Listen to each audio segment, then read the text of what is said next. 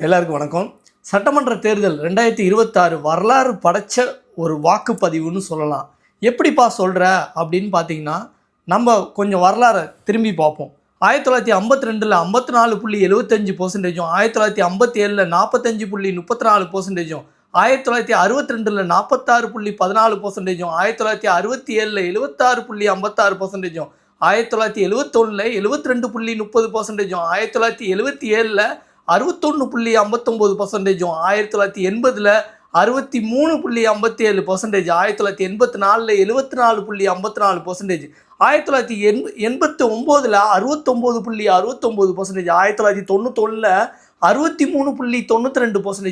69.69%, 1991 63.92%, 96 66.95%, 2001 59.10%, 2006 70.82%, 2011 77.80%, 2016 74.81%.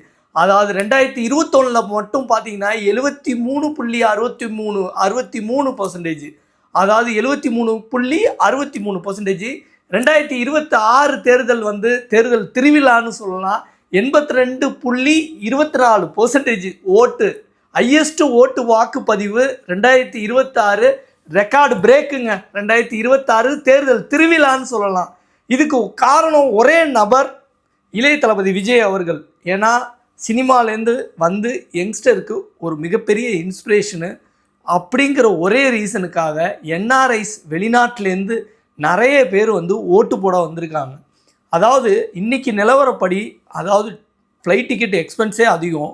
ஆனால் எத்தனை பேர் என்ஆர்ஐஸ் ஜனநாயக கடமையை நம்ம நல்லபடியாக ஓட்டை போடணும், அந்த ஓட்டு நம்மளோட ஓட்டு, என் பேரில் உள்ள ஓட்டை நான் யாருக்காகவும் விட்டு கொடுக்க மாட்டேன்னு கடல் தாண்டி போய் பணம் சம்பாதிக்க போனவங்க சொந்த காசில் அவங்க ஃப்ளைட் டிக்கெட் போட்டு ஓட்டு போடுறதுங்கிறது பெரிய விஷயம். அவங்க ஓட்டு போட்டதால தான் இந்த அளவுக்கு வந்திருக்கு.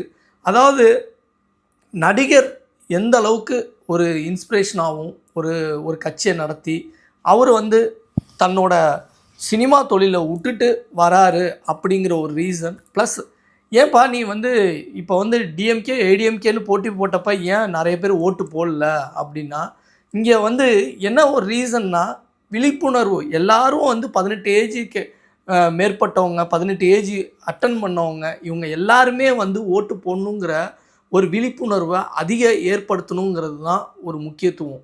அதாவது சினிமா துறையிலேருந்து ஒரு நடிகர் வந்ததால தான் இந்த அளவுக்கு ஓட்டு, இந்த அளவுக்கு பெர்சன்டேஜ் ஆயிருக்கு அப்படிங்கிறது ஒரு நிச்சயமாக அது ஏற்றக்கூடிய விஷயந்தான். அரசியல் களம்ங்கிறது டிஎம்கே ஏடிஎம்கே நான் தமிழர் அப்படின்னு 3 கட்சி மட்டும் இருந்ததுன்னா இந்த அளவுக்கு ஓட்டோட பெர்சன்டேஜ் இன்க்ரீஸ் ஆகிருக்குமா அப்படிங்கிறது நிச்சயமாக சிந்திக்கக்கூடிய ஒரு விஷயந்தான். எதனால் நடிகர் வந்ததால் மட்டும்தான் இந்த அளவுக்கு மிகப்பெரிய ஒரு விழிப்புணர்வுன்னு சொல்ல முடியும். இளைஞர்கள் அரசியலுக்கு வரணும். இந்தமாரி 4 கட்சி இருக்கிறதாக மட்டும் இல்லாமல் இளைஞர்கள் நிறைய அரசியலில் இறங்கணும். இறங்கி எல்லாத்தையும் சரி செய்யணும் அப்படிங்கிறது தான் நம்ம அப்துல் கலாம் ஐயாவோட கனவு. இளைஞர்கள் வெறும் தொழில் படிப்பு இது மட்டும் சார்ந்து இல்லை, அரசியல்லையும் அவங்களோட பங்களிப்பு அதிகமாக இருக்கணும். கண்டிப்பாக அது வரவேற்கத்தக்கது. இந்த பெர்சன்டேஜ் 82.24% தேர்தலில் ஓட்டு எல்லாரும் போட்டிருக்காங்கிறதே மிகப்பெரிய ஒரு சந்தோஷம். கண்டிப்பாக நீ போட்டியாப்பா அப்படின்னு நீங்கள் என்னையே கேட்கலாம்.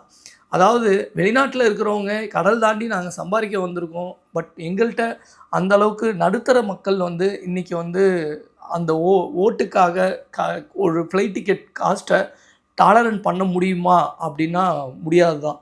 என்ன ரீசன்னா, சில பேர்கிட்ட மந்த் எண்டில் சேல்ரி வந்தால் தான் அவங்களுக்கு காசு. அவங்கள்ட்ட மந்த் எண்டில் அவங்கள்ட்ட காசு கையில் இருக்காது. டிக்கெட்டு போட்டால் 2 லட்சம் 3 லட்சம், அந்த 2 லட்சம் 3 லட்சங்கிறது கடன் வாங்கி போட்டால் கூட அந்த கடனை அடைக்கிறதுக்கே 1 வருஷம் ஓடி போயிடும். இப்படி இருக்கும்போது ஒரு நடுத்தர மக்கள் இங்கே லேபர்ஸாவோ ஒர்க்கர்ஸாவோ ஒர்க் பண்ணுறவங்க எப்படி ஃப்ளைட் டிக்கெட்டை எக்ஸ்பென்ஸை டாலரன்ட் பண்ணி அங்கே ஓட்டு போட முடியும்? நிச்சயமாக முடியாது. அதுக்கும் கடவுள் தான் மிகப்பெரிய ஒரு வழிகாட்டியாக. ஃப்யூச்சரில் நிறைய டெக்னாலஜி அப்டேட் ஆகிருக்கு. என்ஆர்ஐஸ் ஓட்டு போடுறதுக்கு நம்ம எப்படியாவது ஒரு வழி வரணுங்கிறது தான் நான் கடவுள்கிட்ட வேண்டிக்கிறேன். தேங்க்யூ ஃபார் வாட்சிங் அவர் வீடியோஸ்.